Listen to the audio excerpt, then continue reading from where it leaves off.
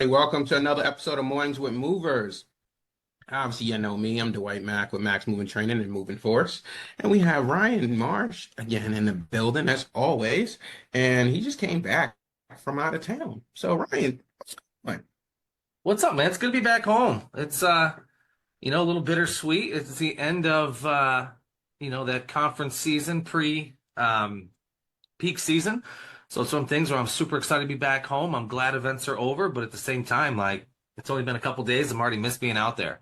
So yeah, it's just one of those bittersweet things, man. The CMSA event out in Lake Tahoe last week was pretty damn nice. It was really, really cool. It's great to catch up with some folks I haven't seen in a long time, and but at the same time, there's people that I've been seeing on the conference trail for the past 120 days. So kind of the best of both worlds there. I hear that. All right, y'all. So today we're going to make it very clear and concise. We ain't going to stay on topic, but we're going to try. But we're going to talk about this 120-day sprint. It is May 1st, and y'all already know it's May to August that you guys need to be killing it. Now, obviously, this isn't implementing anything new at this point. This is really just using all the tools that you already have in place and just being efficient as you can be. And we're going to go over some tips on how you can do that. Also, for those who may or may not have seen, there's a new blog posted by Mack's Moving Training, aka me, but Mack's Moving Training, and it goes over all of these details that we're going to be discussing today. But of course, we're going to be going more in depth here, so get it here exclusively, and yeah, we'll get started.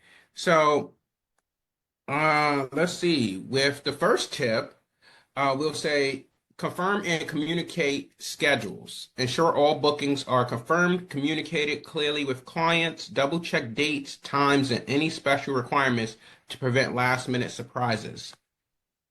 Simple. Just make sure you guys are really just dialed in on your schedule. Your schedule is going to probably be full throughout the week. So making sure you do your 7-day to 2-day call to ensure that all the details are locked in, because we can't have no misses. We can't have no reschedules because, hey, we don't have enough guys or whatever the case may be. And Ryan, you could always jump in whenever you feel, there's a piece that needs to be put in that Yeah. part of. All I gotta say with that, man, is that to me that's an all year thing, right? Like not just a peak thing. That communication, those check-ins, you don't want to have service failures or forgetfulness during any part of the season. Obviously, peak season, super, super critical because typically you're booked out 60, 90 days in advance. Or at least we were back in the day. But yeah, man, what you just mentioned there is something that's a step that needs to be done every move, whether it's peak season or not. Mm-hmm.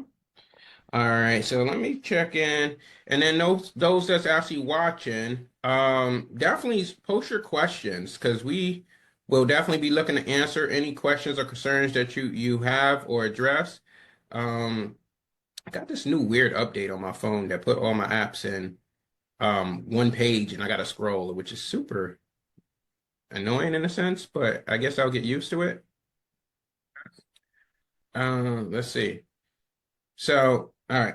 So that's step one. All right. So the next step we have, let's see. Conduct equipment check. Inspect all moving equipment, including trucks, dollies, packing materials.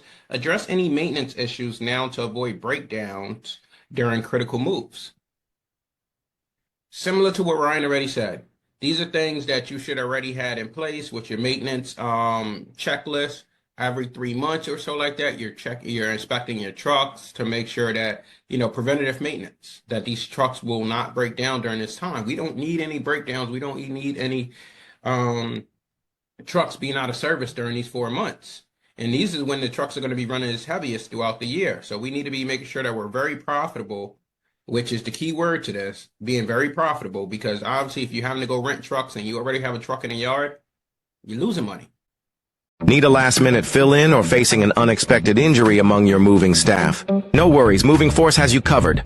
Our app instantly connects you with trusted, professional movers who are ready to step in and handle urgent jobs whenever you need them. With our reliable network of vetted experts, you'll never be left short-handed. What are you waiting for? Download the app now and sign up for free now. Your stress-free move is just a tap away. So making sure you stay on top of your maintenance, making sure that you are, you know, checking the fluids every morning, doing your general truck inspection every day is going to be key. Your guys notating things that, seemed a little off at the end of their jobs, and making sure that dispatch check in on those things so that it doesn't become a bigger problem. Again, it's going to be key. It's called a pre-check. No, I'm sorry, pre-inspection as well as post-inspection on your trucks. Maybe your dispatch could do the post-inspection when the trucks come back. Make sure that the trucks are ready for the next day. I know between night and day, it's not really enough time to try to get any maintenance done, because obviously if the guys get back at like 3-4 o'clock in the evening, you're likely not gonna hit a shop between then and in the morning. But if you could kind of like, hey, let's prepare for Thursday. It's Monday. Let's prepare for Thursday to try to get this truck in the shop. We started noticing some little bugs here and there that could make this really big. Let's schedule an appointment for Thursday for it. Do the best you can to make sure that those trucks don't have very much downtime. Anything on your end, Ryan? Yeah, well, our operations team had an old saying back in the day, basically, are you closed, ready to open? And are you open, ready to close? It's a way that we used to inspect what we expect when the trucks went out and went back. And basically kind of the tagline there is, when you shut down the night before, say it's a Monday night, are your trucks, your warehouse, your crews, is everybody on board and ready for the opening the next day? Or are you one of the other types where truck comes back, not much gets done, crew comes in at 7:15, 7:30 in the morning, and you still got debris on the truck from yesterday's move, the packing material is not ready, blah, blah, blah. All it does is just cuts in the customer time, and obviously it's going to hike those wages up because those guys are spending more and more time prepping for the upcoming job that day rather when they should have did the previous night before. But back to the equipment piece, man. I tell you what I wish everybody would do is brand their equipment. And you don't have to spend a crazy ton of money. You buy $100 brander, so your four-wheelers, your dollies, and things like that, stamp your brand on there.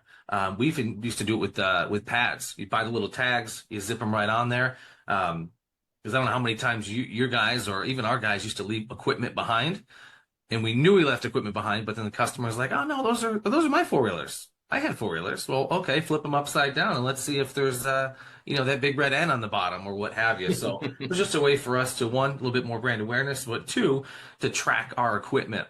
Because we did a lot of commercial moves too, and you know what happens. You're doing, you're in a 5 to 10 story building or what have you. You're going to be missing some dollies, some four-wheelers. They always get left in corners of hallways and things like that. So it was a great way for us and the account and the customer to determine, hey, is that yours or is that ours? Because that stuff is super expensive. Last minute crisis? We've got you covered. When your moving staff is short, Moving Force steps in. Instantly connect with a network of trusted movers ready to handle the job. Fast sign-ups, trusted network, reliable solutions. Don't let last-minute issues slow you down. Help is just a tap away. Download the app and sign up for free today. Mm-hmm. And you hit it right on the nose, especially with the inventory tracker, which in my later years I actually ended up implementing, which was amazing. It was because we tried all different types of softwares to try to figure out how to manage equipment and keep track of it or whatever the case is. Well, I ain't gonna say we tried all, but I experimented mentally with all of these different things. And what I came to find out was that my inventory tracker that I ended up leaving with, that I created, was obviously a Google spreadsheet, simple as hell to keep, and everybody to manage it from different locations. And it was very simple. It wasn't simple, sorry. It was simple to me because I created it. But it was, once it was created, it basically flowed, whereas, hey, the inventory, the warehouse inventory is the master inventory. The other inventory spots are the trucks. How many trucks do we have? What equipment are on those trucks? Okay, well, what started the month was the actual main inventory, And then day 2 is like, hey, did they come back with the 50 blankets? Did they come back with the toolbox? Okay, well, hey, no, we have 45 blankets. So we can audit trail day 1 and day 2 and realize that, oh, well, we missing 5 blankets. It must be either left on their job, it had to be, because where else are you leaving blankets? And now the dispatcher can call and say, well, hey, we left 5 blankets on your job yesterday because we know that we counted 50 blankets when it went into the truck yesterday. And it would pretty much go over the whole 30-day view point, where basically every day we would be doing this and make sure we kept up with it. So even on the 7th of the month, if we missed 2 blankets and we're up to the 14th day of the month, hey, there's a 2 blanket gap somewhere. We need to find it. And oh snap, it went missing from the 6th to the 7th. And we never replenished the warehouse inventory with the truck inventory. And that was, again, it worked for me, but it was the easiest way to keep track of the inventory when you're talking about every minuscule of inventory, tie down straps, toolboxes. Oh, maybe one of your hump straps went missing, whatever it was, but it worked. And I would recommend that you guys out there and ladies actually find what works for you, or just reach out to me. I have the inventory sheet, already created, but find out what works for you and get into that mojo, because obviously one person's SOP and the way it works won't necessarily work with the next person, especially if you're just not accustomed to it. All right. So step number So I got a 3. question for you. Did your crew did they fold the pads on their truck at the end of the job, or did they just mound those pads up on top and then head back to the warehouse? So it was a hit or miss depending on the day, but we try to be on top of it, is make sure that they definitely folded up the equipment, folded up the blankets while they were on the job, because my logic was to them to get the buy-in was, if you unfold the pads on the customer's time, fold the pads on the customer's time. Because at the end of the day, you guys are getting paid to fold the pads. If you fold them outside of the customer's time, you guys aren't getting paid to do the same work that you should have been doing. So, it was very big on that. But if I realized that they got back at like 8, 9 o'clock at night and it was a very long day, I'm like, hey, do your best to fold them as much as possible. But the biggest thing is make sure that there's nothing left on the truck if you're going to pile them up. Because That's what I was wondering, because we used to get those calls all the time. Hey, I'm missing this box, or I'm missing that. I even had something like, I'm missing a deck chair, and I'm like, how are you missing a deck chair? Well, we had a freaking 7-foot tall thing of pads just mounted in the truck, and what was there was that chair. Now the unfortunate thing is the customer was an hour plus away, so what do we have to do, right? And of course that chair, that it's winter time, they're not going to be sitting on the deck, but you better believe they want that chair there. So we got in the habit of folding the pads, but we also had a little checklist inside the truck. Almost like, how you walk into an airport bathroom and you'll see that kind of checklist. Hey, who did what? Did they basically check? They cleaned the toilets, they cleaned the sink, did they sweep the floors, did they check for toilet paper, did they whatever? And then it's signed off for by that particular cleaning person. So we had a clear sheet in the truck that was basically stapled to the back left. And, so you could pull that piece of paper out or what have you, but it did have number of pads, number of bands, number of this, that, what have you. So it was almost like a running checklist. So it was checked prior to, and then when the guys finished the job, they would put, hey, Dwyght Mack said, yes, there is 200 pads on this truck. Yes, there's 100 rubber bands. Yes, there's this. And then they would sign off on it. So basically, if there's any discrepancy, again, back to that, are you closed, ready to open, ready to close? Now, it's a little bit manual, obviously, but when we put the onus on the base of the driver, this is your truck, this is your equipment. You're responsible for this. And I can tell you, it happened real quickly that we didn't have pads being left on a job, to get an additional tip to leave 4 or 5 pads, in that storage unit because the customer doesn't want their stuff, what have you. But, we had no more issues with leaving a box or 2 behind or being buried in pads. No more issues with, hey, every job that we do, we're losing 3, 4, 5 pads. Those things aren't cheap, especially if you buy the really, really nice ones. Same thing with equipment. It's just a simple checklist on the truck that went a really long way. Yeah, Hey everybody, my name is Dwyght Mack with Mack's Moving Training. So we're going to be doing a move and a pack today. But before we go in, there's just 10 basic rules that we just need to know before participating with this service. So number one, understand moving is a very, very stressful thing. The customer, they're uplifting their life from one location to another. They're having to call all these vendors and get all these suppliers in place so that basically they can make that transition. So their stress level is at the highest right now. We need to be a service provider that comes in and basically keep that stress level mitigated or very low. Come in as professionals and do our job the way we know how to do our job so that this customer is less stress during that move process. Number two, be on time. First impression is everything. You guys showing up outside of the window rubs the customer the wrong way. It messes up the rest of the move process. Even if you guys do the best job y'all can do, because one thing was off, this customer's mood is just off. Go up and beyond, be there before the time, as long as they're okay with it. Yeah, so we thought about the checklist on the truck. We never officially went with a checklist on the truck just because I just felt like the guys were just trample it at some point, trying to put furniture oil to the back end and whatever the case might be, and it just get overlooked. So it's kind of like we always did the equipment check in the morning, where we had the driver essentially, while he was doing his pre-check inspection, the movers would do the equipment check. And then basically the driver, one, as well as the dispatcher, needed to go over that equipment check as well once it was done to make sure that, hey, okay, you said that it was 50 blankets here. Okay, you said that my toolbox is here. Okay, you said this is here. Because once they got to the job, it was no, hey, where's my toolbox? Well, your guy signed off on it saying your toolbox was there. And basically all the teams worked together, like consistently. So it was never like, oh, every team had a random team of guys every day. No, everybody worked together. Everybody was on the same truck. So if you took that screwdriver out the truck that day to go put something together and never put it back, hey, that's on your team. That's not on anybody else.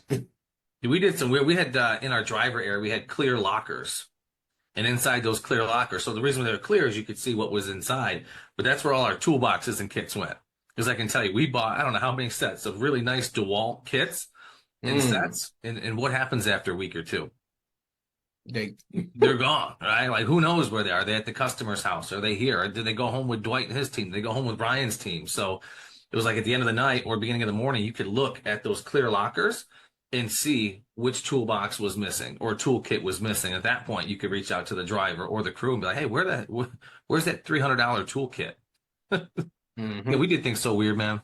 So yeah, you weird. better than me. I went and got those $20 toolkits, 113 pieces at Walmart for like $20. Oh, I thought you were going to say Harbor Freight. It's where you go ahead and turn the screwdriver and the handle just pops off. Nope. The 113-piece tool set at Walmart for $20 was good enough. And I wasn't a fan of drills because even though I know that makes it 10 times quicker, but it was too many issues where I've seen people, not our guys per se, but too many people really try to drill that screw into the bed and it just doesn't come out now. And I'm just like, guys, we're not going to do that. We're not going to damage any wood or anything like that because you guys don't know how to use a drill. Now, some of the handy guys, like some of the drivers that was really confident in their handy tools and stuff like that, if they wanted to bring their own drills, I wouldn't put it against them, but it wasn't like mandatory for every single person to have a drill. Like, no. Yeah. We just got tired of, guys going on jobs and it's like, hey, they show up. And this happened for quite a while. They show up and they had no damn tools. None. You got 4 beds to take apart and the guy's like, I don't have a toolbox. And it never fails. That job is how far away? And it's not like it's 2 miles down the road. They went an hour and a half with no damn tools. So do you send the guy up or do you just send your driver real quick while the team's prepping the house to go buy another toolkit? We had to stop the madness. Don't have guys on a job that don't know how to use tools. That's even worse. So I had this one situation out in which was super weird. It was out in Schenectady. And so we were headquartered out in Troy, Albany area. So to even have to drive out to Schenectady was just annoying. But they were like, oh yeah, boss, we can't take the mirror off the back of the dresser. What the hell? Why not? Like, only thing you typically need is an Allen key, and you should be good. Oh, we don't have the right tool. We don't have the right tool, and we gotta get moving. We gotta get moving because we've been here for way too long. Blah blah blah. Well, you can't take it out that way, you know. I'm like, you know what? I'm coming out there. So I basically ended up coming out there, but before I even got out there, they had decided to move the dresser on dolly with the freaking mirror on it. And I guess one of the drivers, one of the people ended up tripping over the ramp trying to get into the truck, and shattered the glass. Oh, that's freaking great. All right. So, Nice so little now, claim. of course, of course. Why wouldn't it be? You know, so I get there, I look at the dresser mirror, and I see the where it's connected at, and I go upstairs and I find the toolbox, and I'm like, the Allen key is right here. And starting that movie far too long. Far too long. So they was like, oh, you know, they just had no words, and I was just so furious because I'm like, it just, and I don't know, it just brings me back to if you book a job and the job is set for, let's say, estimated for 7 hours, are your guys prepared to be out there for the 7 hours, or are they, you know, saying they want the hours, but they're trying to get out of there a lot sooner? Number 3, make sure your team is in uniform, they're groomed, their hygiene is checked, you know, because that's the worst thing you could do, especially going in a house. Customer could smell your guy from a mile away, and now, again, their mood is just thrown off. So make sure that you guys are in uniform, you're tight, you know, you have uniform shirts, you know, it doesn't look like, you know, you have a laborer that's, you know, hired from off the street. Presentation is everything that goes towards your first impression. Number 4, introduce both you and your partner when greeting the customer. Don't just go to the door by yourself, you know, while your driver is unloading the truck, and introduce yourself. Actually have both of you there. Introduce yourself first, then introduce your partner second, and then, you know, allow them to welcome you into their home.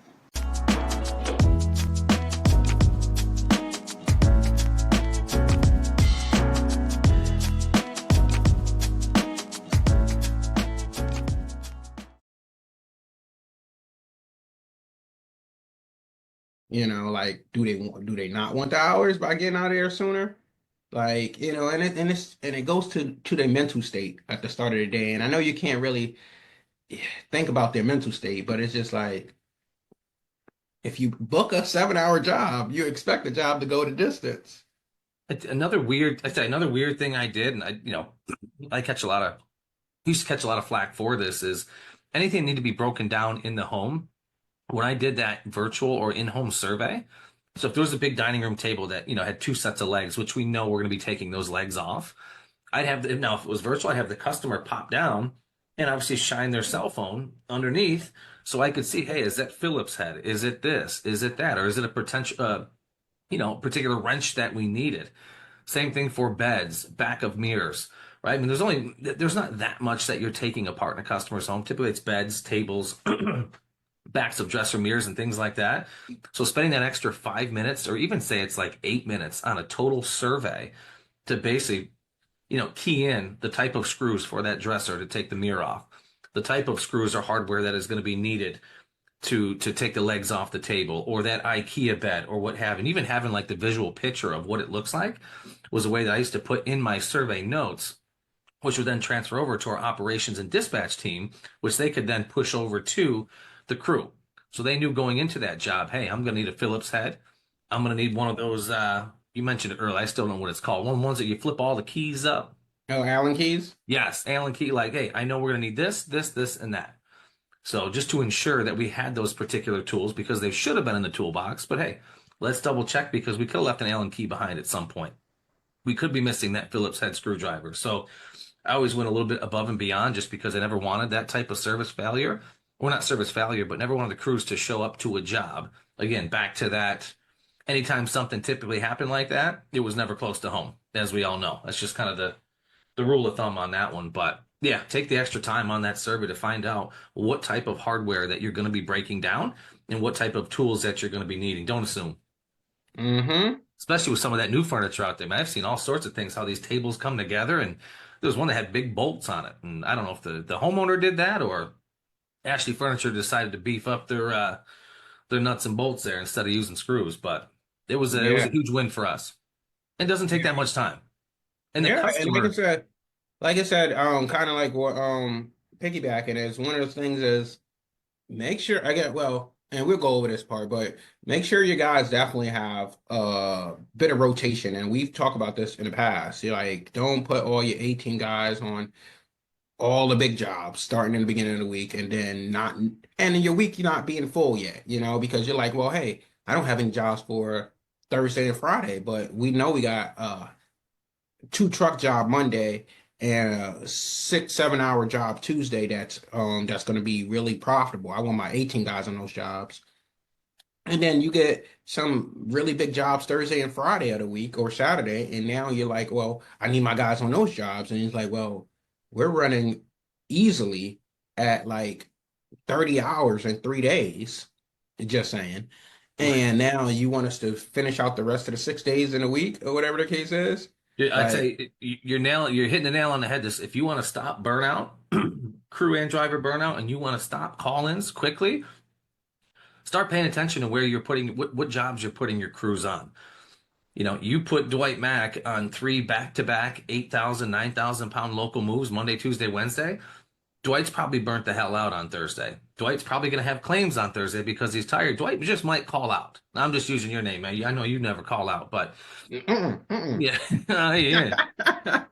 But I'd say we used to have a lot of call outs. Guys would be burning out, and we didn't understand why Dwight was calling out every Thursday or every Friday or every Wednesday or what have you. And then taking a look back, again, this is back to leveraging the hell out of your CRM or command center, whatever you use, to truly have that snapshot and say, man, we put Dwight on back-to-back heavy local moves Monday, Tuesday. Let's put Dwight on a smaller local move on a Wednesday, or let's put him in the warehouse to do so. Let's let him get a little bit refreshed or what have you. And I know some companies don't have that luxury because they only have 1 or 2 crews, but I think the more you can look out for the teammates and crew members on not just slamming them into every single day wild and crazy jobs, you're going to prevent that burnout, and you're also going to prevent those call outs as well. Mhm. Because I sure as hell wouldn't want to be on back to back to back big ass local moves. No way. No No, way. I hear that. And your Let claims me drop. so let me see. So, all right. So, step three, I know, like I said, I told you it was gonna get off topic, but it was on topic, which is off topic. Dude, you're Um, talking to me. It's going to go off topic.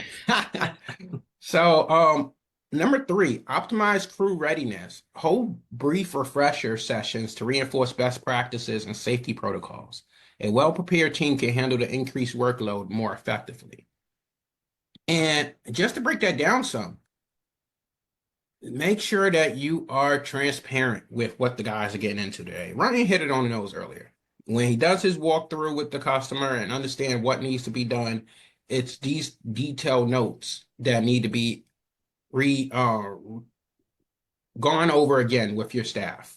So whether you put it in the notes on the tablet, if you are using tablets in your CRM, and whether you are going over this in your debrief meeting when the guys come in the office. So one of the things that we wanted to do when the guys came into the office was, hey, anytime the drivers come in, obviously we're going to have the movers come in, trickle in as well in the morning. But when the drivers come in, hey, almost like lock them in a room with the dispatcher. We don't want no distraction from the movers or whatever case is, just asking details. Let the driver um, debrief the movers in worst case scenario. Bring the drivers in. Hey, this is what you're looking at today. You got 1 or 2 jobs. Here's the first job details. You're gonna have stairs. You're gonna have to. There might be a little difficulty getting around some of the corners. Whatever the notes are, go over the notes with that driver specifically, and then kind of like let him know. Especially if you got 2 jobs, if he's running behind because maybe just something was off, that this guy that he let you know at dispatch that, hey, we may be running behind. Now, if you're using a proper CRM where you can just reallocate the job to another crew that's done early, let them know. And let the other guys know, hey guys, the job isn't over as soon as one job is over. The job is over when all the jobs are over for the day. So I may need you guys to, stick it out if you guys get done early, especially you B crew, and I ain't gonna call my B crew, but especially you second crew members who got a 3 hour mini today. If you guys knock it out pretty quickly, I may need you guys to just go over and take care of that second job that team one was supposed to be on. Okay, that's no problem, or whatever the case is. Make sure they know because obviously these guys sometimes get in their head, oh, we got a 3 hour job. As soon as we out, I'm going to party, I'm going to do this. No, the day ain't over yet. So I don't know if you had that experience before, Ryan. Hey man, been there, done that. Again, starting that movie many, many, many a times. But simple process tweaks go a long way. Actually, that's why I love the virtual survey so much because you're not relying on that surveyor's notes. We'll say the crew can go ahead and fast forward 2x, 4x, 5x that video and physically look at what they're walking into that particular day. That made a huge difference for us. So tying in that virtual survey all the way down to the guys, because if that virtual survey is 10, 15 minutes, you put it on 5x, those guys are watching it on the way to the job inside that truck on that tablet. That was huge for us. And watching it the night before, they might catch something that your surveyor didn't. There's been many a times. And I'll be the first one to raise my hand. I've missed a piano before. Many times. You get talking, there's a dog on site, I love my animals. I start paying attention to the dog, I'm winding through the room. I missed that piano. Our guys the night before reviewing the cube sheet, as well as that video, would look and be like, man, in that living room, Ryan don't have a damn piano again. He missed it.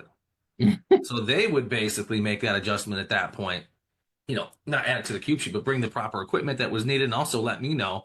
And that was like an ongoing game, not game, but a joke or whatever is like, let's see if we can catch something. Let's see if we can find some. How do we refine this or that or what have you? And they did a damn good job of doing it. It kept me honest. It kept everybody honest. But viewing that survey prior to going out to that job was super critical for us. Yeah. So hold up. So, and this was just I'm going to share my screen real quick. I don't typically do this, but I'll do it for y'all. So we did, now this obviously was like kind of like a manual schedule, but more or less you could see it in your CRM, but sometimes if you wanted to print this out, if the week was completely already done, you could kind of see what you were working with already with hours that were scheduled for your guys. So we would do like, hey, team one, team two, all the way down to like team four. I don't know if we had five. Okay, we did have 5 teams. So with that being said, we would color code it based on what team was off for the day. Like if purple was on backup or black was meant that they were off for that day. That would kind of help us keep the guys scheduled managed. So it's like, well, hey, if we got 3 jobs this day or 4 jobs this day, who's going to be priority? Oh, well, hey, team 1, team 2, team 3 is going to be priority, but we'll have team 4 on backup if we needed extra guys for whatever reason. And then if a team was just absolutely off that day, hey, great. But we wouldn't tell them that they were off because we never want anybody to feel like, oh, well, you off, disappear. Don't, go underneath the radar and we'll see you when your next day on. But this would be a good part where you would be able to see how many hours this team was allocated already for the week. And you basically be able to tell like, oh, well, hey, these guys already got 30 hours and it's only been, well, this is a total team, but these guys got 10 hours per guy at this point. They are starting to, rack up their hours. And even if you just put, okay, well, this guy had 10 hours and So you could kind of start to see, well, hey, if everybody had 10 hours here, that's 60 hours of labor. Like, oh, geez, all right. Well, this team is, obviously doing way better than, team 2, where they only got 24 hours. So maybe they're not nowhere near burnt out. So let's try to reallocate our resources especially if team B or team two is, let's say they're your B team, and it goes in no particular order, who's team one, team two. But let's say team two is your B team. Okay, well, your B team can sometimes sub in for your A team and, and give that A team a kind of a rest. Kind of a rest. Because you may put your A team on that B team job just to swap them out. Get them like kind of like that little, okay, well, hey, the B team today was going to have a 4 hour gig, while the A team today was supposed to have a 6 to 7 hour gig. So put the B team on the 7 hour gig and put the A team on the 4 hour gig, just to give them, again, a little wind down where you're not burning them out, because they're going to be back in 2 days to do your A team job. Hey man, this ties back in what we chatted about earlier about having basic visibility of what jobs your crews are on. If you've got two crews that are working 60 plus hours a week and you have another two crews that are working 24 hours a week, you probably need to make some adjustments there. Why do you have some guys working 60 and other guys working 20? I think you can kind of net that out, and everybody works a solid 45-hour week or 40-hour week or solid 50-hour week or whatever it is. But, you're a spreadsheet king, man. I try. I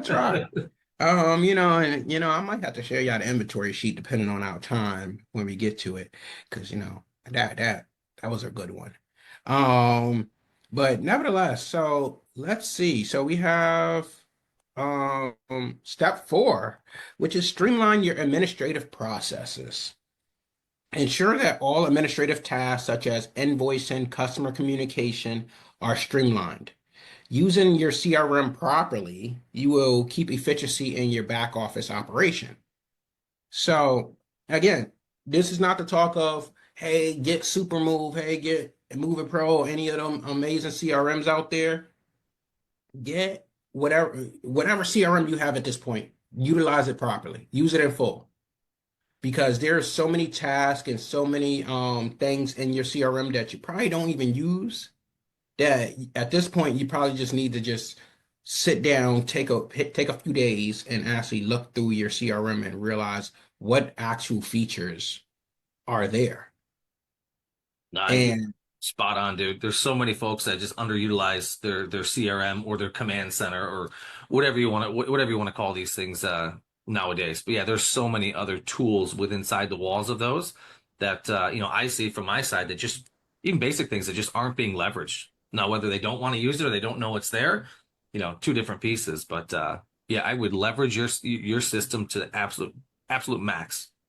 And if you don't know if you're leveraging it, reach out to the organization, reach out to us or them or they or what have you, and find out what you're missing. Because most of these companies can look and say, man, Dwight's moving team is not leveraging the virtual survey. They're not leveraging automations. They're not leveraging this aspect of AI in the system. Why not? Your CRM company should be able to tell you what you're using and what you're not using, and to assist you with that. I know we do. 100%. Yeah. We'll look at a customer and say, hey, man, they're not using automations like at all. They're using like 2 automations when we've got companies that are using hundreds of automations. So why is that? You reach out and you find out what some of their pain is, and I'm getting stuck in the walls of this or that. And it's like, you're not leveraging automations. And it's like, oh, I didn't know. Or, I didn't think it'd be that useful or what have you. But reach out to whatever system you're using and find out what you're not leveraging or what you should be leveraging compared to others. Other companies using that same system. Yeah, and previously I had a client of mine who was using one of the CRMs, and he, like I said, doing so much of the manual work, and it was like, oh, I'm thinking about going with another CRM because they have so much more features or blah, blah, blah, blah. And I'm like, do they really? Because all the features you're talking about, automation, like Ryan mentioned, all of this stuff, the CRM that you're using have all those features. Really? Yeah. Should. You have to go into the settings, you have to spend time on it. And you're paying $300 for or whatever, $300-$400 a month for the CRM usage. And you're not even utilizing it. You're only utilizing it for, hey, yeah, we just put in jobs. I text the customer their invoices or whatever the case is. Why? Why are you texting manually when your CRM should be able to send an email or text and just have them click the link and say, hey, I agree to your terms, I agree to your contract, and you move on. But because so many people are either one-man teams, and I get it, it's overwhelming if you're one-man admin staff, or they're utilizing outside sales teams like, call centers and so forth, that they don't even understand their CRM. And luckily, these call centers understand the CRM because they use multiple CRMs. But that doesn't answer the question of what capabilities you have. Now, the only thing you're going off of, similar to what customers are going off of, oh, well, I don't know what all the moving is entailed, but I know you're a moving company. I know you're a moving company. I'm going to go with the cheapest one. And you're thinking the same thing from a CRM standpoint. Well, they seem like they got more features. I'm going to go with them, and maybe they're a little more cheaper, or they're a little bit more expensive. And you don't know what your full CRM offers. So you think it's cool because they're highlighting it in the features, but likelihood, are you going to ever use that stuff anyways? Yeah, no, see it all the time, man. I also see, you get some movers that, they want to buy the most inexpensive software, period, but yet will label themselves as the most expensive mover in the room because nobody wants a cheap mover. Nobody wants a cheap CRM. Or do you? You want a cheap mover, cheap CRM, or do you want to pay for a quality CRM, or as you're paying for a quality mover? I have those conversations all the time. Those are fun ones to have. Now the thing is, value is in the eye of the beholder. And 100%. So if you was to go, like they say, if you was to get a water at a corner store or whatever the case is, the water costs you $2, but that same bottle of water in the airport costs you $7. It's still the same water. It's just the value is in the eye of the beholder. So maybe the airport feels like there's a major demand because you can't go anywhere else to get that water, that they're going to value it higher.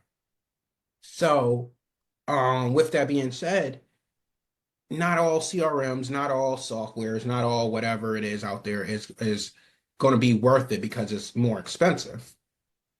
You just got to be able to say, well, hey, what is it that I need to be able to operate my business? Do I need a storage module because I have storage? Do I need this? And when you realize that, hey, you know what, a $20 CRM over here could only give me invoicing and not give me storage, whereas a $40, $50 software over here can give me the storage I need, but maybe not give me the ability to use tablets in the field. You got to just weigh your pros and cons because every CRM is going to have those cons that's taken away because not one CRM is going to have all the features you actually need. No, spot on, man. Yeah, I'm with you.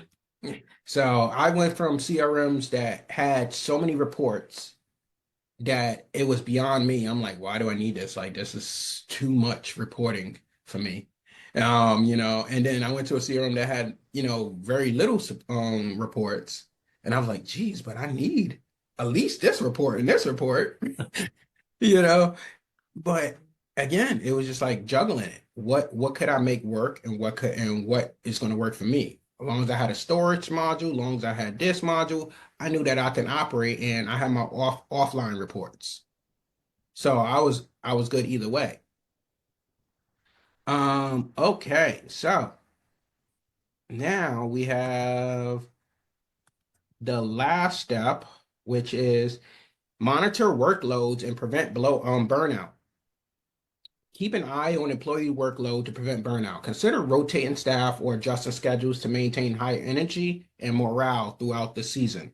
Similar to what we've already been saying, y'all, make sure you got a rotation.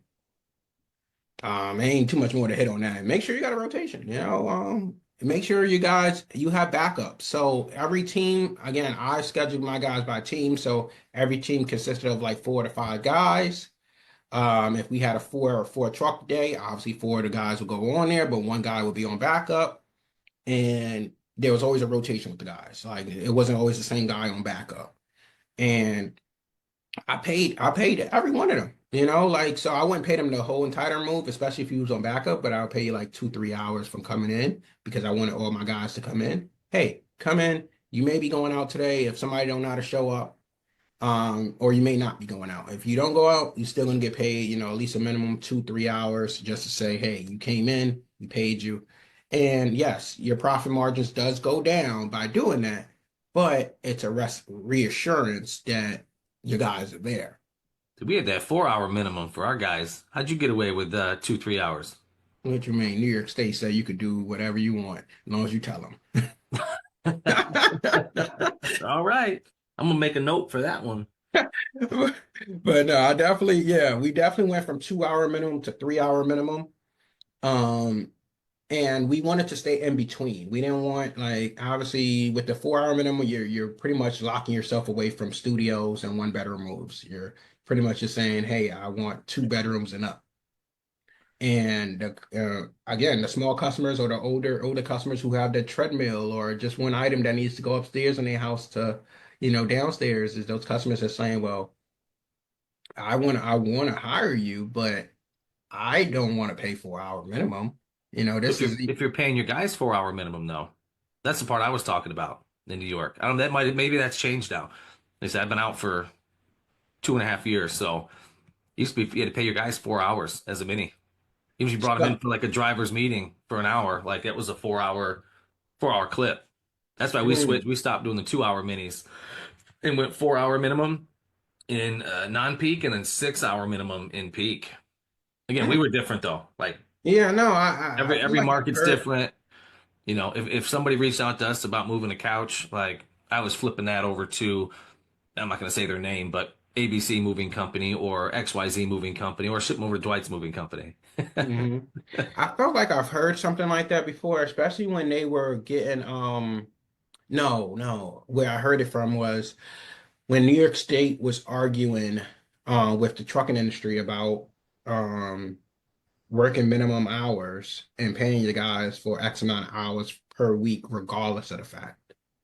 And the trucking industry managed to get it approved that we didn't have to do that because we weren't like Targets or Walmarts because they try to bundle us in with that industry of retail where they can afford the 4 hour minimums.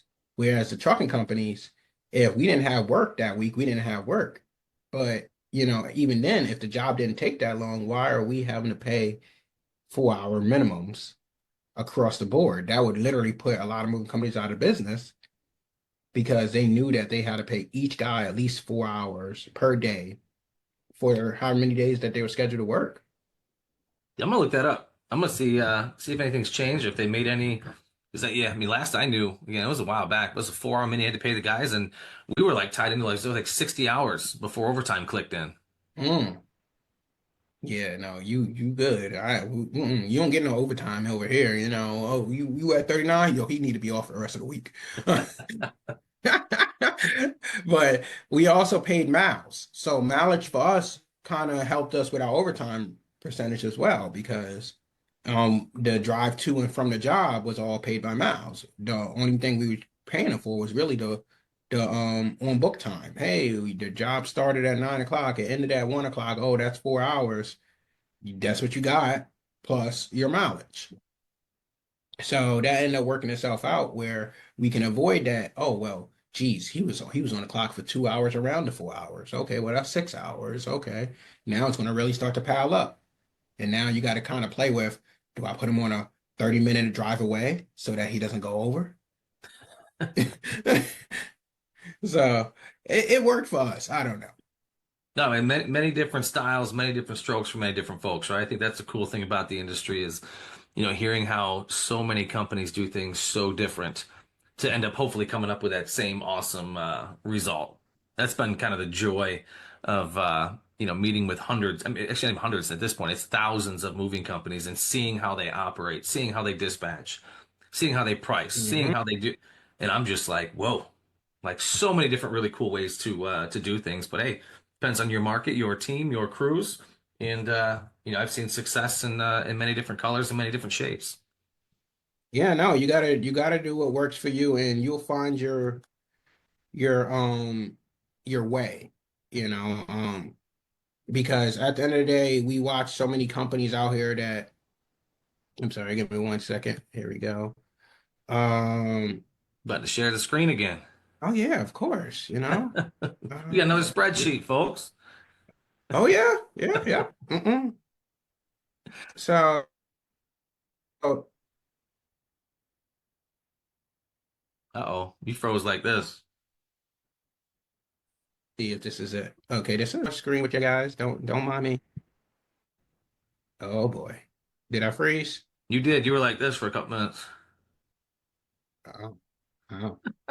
That's weird. I didn't even have my hand up. See, they be lying on me, y'all. Um, all right. So let me see when it shares. All right. See my screen, Ryan? It's I do now.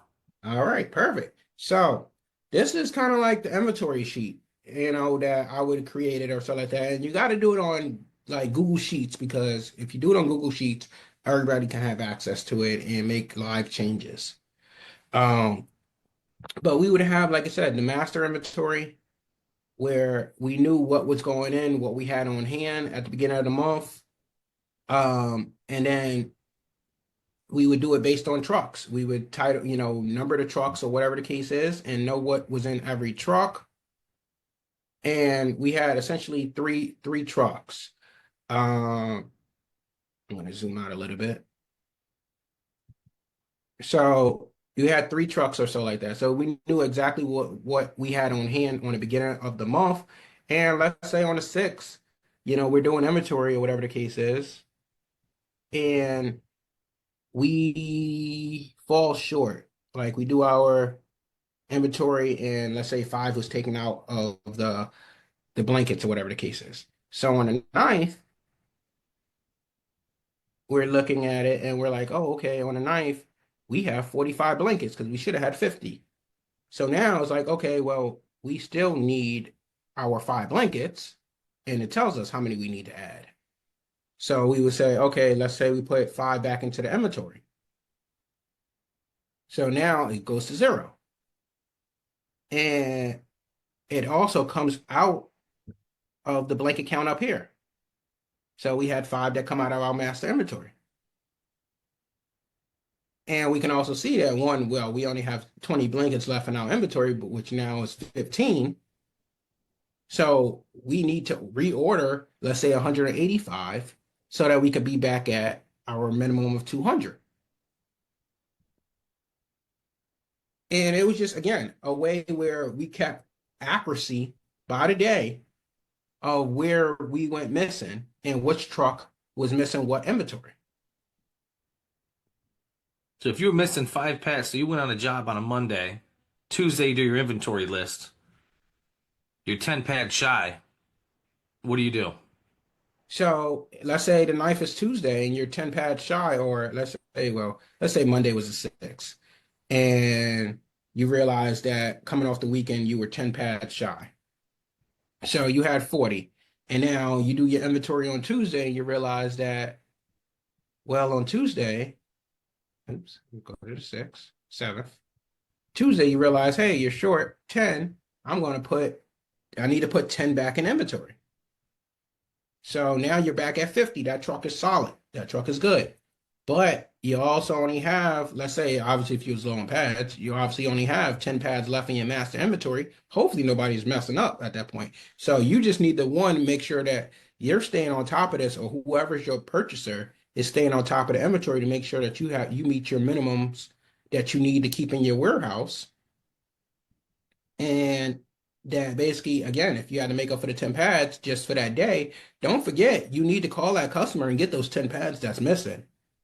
Because even though you're taking it out of the master inventory and you're going to probably order 10 more expensive blankets, you're still missing 10 that's at that customer's house. You need to call them because the 10 went missing maybe on the 5th. That's $200 worth of pads missing Exactly. on So, probably a $900 to $1,000 local move. Like I feel like mhm. your profits are just gone at that point. So yeah, this was the kind of inventory sheet we kept, and it started work. Like I said, it was working. It was one of the dispatcher's task right after getting the guys out the door when he got the inventory sheet from the crew members. Hey, where are we at? They would take the physical inventory sheet and input the numbers and make sure that, hey, the next day we were at where we need to be at, or call that customer and get what we were missing. Because hey, if we're missing a toolbox, oh well, now we got to dig in the inventory, and oh, we only have three, so now we got to dig in the inventory and get figure out if we got a full toolbox for them, give them a full toolbox, and then basically recover that old toolbox. And then when are you gonna have time to drive out there and get the toolbox? Because the customer ain't gonna bring it to you. Yeah, no. So yeah, so that's kind of like how we did it, and it worked, because I know QuickBooks had something like it at one point in time, but it was too clunky, and there hasn't been. I don't think there's an inventory system out there yet. Hint, hint, Ryan. That I'm not gonna say, but I'm gonna say there 100% is. We'll just leave it at that at this point. But no, like I said, I love the spreadsheet. I love how you track that. My only recommendation is, and again, hindsight's 2020, right? Like what I did back in my day, like I would totally tweak and change things around. Like there's a lot of things I was doing that was kind of manual, what have you, like kind of having that piece in the truck. Basically, what you just showed me is basically like what we had in the truck for that particular. Each unit had their own inventory of things, and I just found it was very difficult to, instead of chasing it down the next day or the next 24, 48 hours, to let's spend the extra 5 to 10 minutes on this job right now to ensure that we have all our equipment back on the truck, our pads or this or that. Because as you can see pretty quickly, 10 pads, $200, one toolkit, 150. So 10 pads and a toolkit could be $350 that is left behind on a job that now you're trying to go after. And I just know that we have had cases where drivers like, dude, I know I left that in the garage. You call the customer and I don't have the toolkit. Well, if I'd be an honest guy and be like, yeah, I've got your toolkit, but shoot, let's face it, some other folks, there's a badass Dwyght kit sitting there. Is it theirs? Is it ours? They might not know. But I always just found if we were like, hey, at the end of that job, hey, we're missing 3 pads. It was much easier to go in the house and say to the customer, hey, we're missing 3 big blankets. Have you seen those big blue things? Or have you seen our yellow toolkit that we left behind? It's probably in the bedroom. It's probably in the garage. Could be on the back deck where we're putting furniture together. We just had much more success. And again, we used to do the reactive way. And then we were like, man, we've got to be more proactive because just we were missing stuff all the time. We were constantly chasing. And I'm just like, we got to quit chasing at this point. Definitely, definitely. So I kind of hope that this helped you guys get prepared for the busy season. The 120-day sprint starts today. And yeah, just keep going out there crushing it. I'll be back next week. Hopefully Ryan will be back next week because he ain't traveling no more. I'll be I might have to take it from the car. I think what's next Thursday?